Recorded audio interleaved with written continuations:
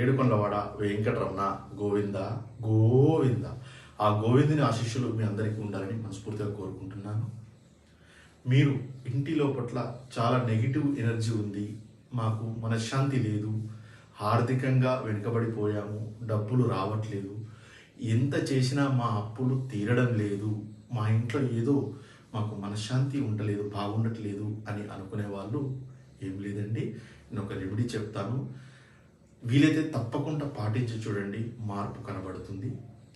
మీ ఇంట్లో పూజ గదిలో పూజ చేస్తారు కదా ఆ రోజు ప్రతిరోజు నైవేద్యంగా శ్రీనివాసునికి గోరువెచ్చని పాలు, అందులో కొంచెం పంచదార, ఒక తులసి దళం వేసి ఆ శ్రీనివాసుని నమస్కరించి, గోవింద మా బాధలు తీరాలి, మా అప్పులు తీరాలి, మాకు మనశ్శాంతి ఉండాలి, మా ఇంటిలో ఏ నెగిటివ్ ఎనర్జీ ఉన్నా తొలగిపోవాలి గోవింద అని నమస్కరించి ఒక 45 రోజులు పాటించి చూడండి.